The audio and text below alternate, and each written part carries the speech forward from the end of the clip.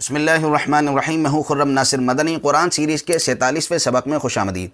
ناظرین کرام، نبی کریم علیہ الصلوۃ والسلام سے کفار نے، یہودیوں نے اور مسلمانوں نے بھی طرح طرح کے سوالات کیے۔ یہودیوں نے کہا کہ آپ ایک ہی مرتبہ میں پورا قرآن کریم نازل کر دیں، جس طرح تورات نازل ہوئی تھی ایک ہی دفعہ میں۔ اسی طرح کفار نے کہا خدا کو ہمارے سامنے لائیے یا فرشتوں کو ہمارے سامنے لائیے، جب ہم ان کو اپنی آنکھوں سے دیکھیں گے تب ہم آپ کا یقین کریں گے۔ اسی طرح بعض لوگوں نے کہا کہ کوہ صفا کو آپ سونے کا بنا دیں۔ اس طرح کے طرح طرح کے جب سوالات نبی کریم علیہ الصلوۃ والسلام سے ہوئے تو اللہ رب العالمین نے فرمایا ام تریدون ان تسألوا رسولکم کما سئل موسیٰ من قبل، کیا یہ چاہتے ہو کہ اپنے رسول سے ویسا سوال کرو جو پہلے موسیٰ سے ہوا تھا؟ موسیٰ علیہ الصلوۃ والسلام سے بھی ان کی امت نے طرح طرح کے لایانی قسم کے سوالات کیے تھے، انہوں نے طرح طرح کے مطالبے کیے تھے، جیسا کہ ہم پیچھے بھی پڑھ کر آئے اور آئندہ بھی ہم پڑھیں گے۔ تو ان کی طرح کے جو فضول و لایانی قسم کے سوالات تھے، جو لوگوں پر کفر پر جمانے والے تھے یا ویسے ہی فضول تھے، اس طرح کے سوالات کو اللہ پاک نے ناپسند فرمایا۔ اس لیے اللہ پاک نے فرمایا کیا تم بھی ویسے ہی سوال کرنا چاہتے ہو جیسا کہ موسیٰ علیہ الصلوۃ والسلام سے کیے تھے؟ فرمایا وَمَن يَتَبَدَّلِ الْكُفْرَ بِالْإِيمَانِ فَقَدْ ضَلَّ سَوَاءَ السَّبِيلِ، اور جو ایمان کے بدلے کفر لے وہ ٹھیک راہ سے بہک گیا۔ یہ جو اس طرح کے سوالات تھے یہ حقیقت میں کفر کی حمایت کے لیے تھے، کفر پر جمے رہنے کے لیے تھے یا مسلمانوں کو کافر بنانے کے لیے تھے۔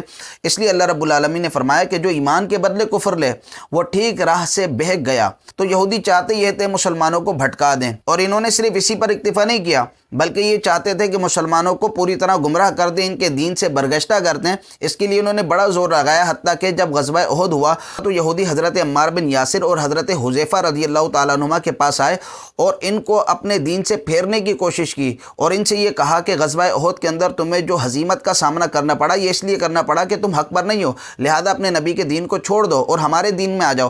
انہوں نے کیا کیا؟ انہوں نے ان کو صاف انکار کر دیا کہ ہم کبھی بھی نبی کریم علیہ الصلوۃ والسلام کا دامن نہیں چھوڑ سکتے، ہم کبھی بھی اسلام کو نہیں چھوڑ سکتے۔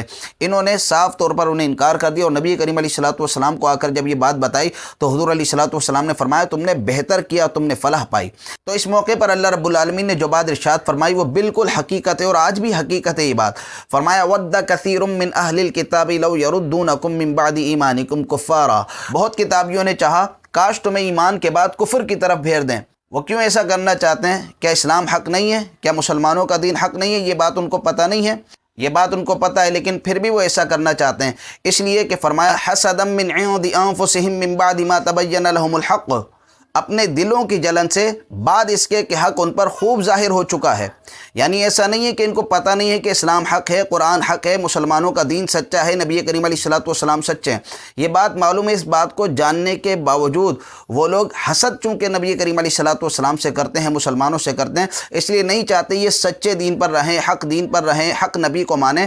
اس دل کی جلن کی وجہ سے، اس حسد کی وجہ سے وہ مسلمانوں کو ان کے دین سے پھیرنا چاہتے ہیں۔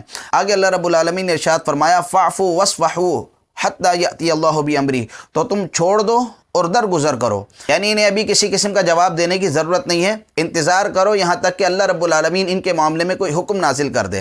جب اللہ رب العالمین حکم نازل فرما دے گا تو اس پر عمل کرنا ہوگا، اور پھر یہ ہوا۔ بعد میں اللہ رب العالمین نے یہودیوں سے قتال کا جب حکم دیا تو پھر بنو قریظہ، بنو نذیر کو ذلیل کر کے مدینہ سے نکالا گیا۔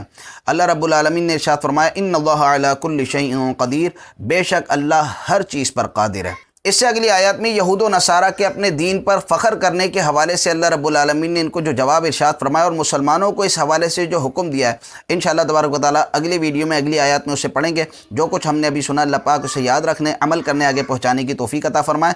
السلام علیکم ورحمۃ اللہ وبرکاتہ۔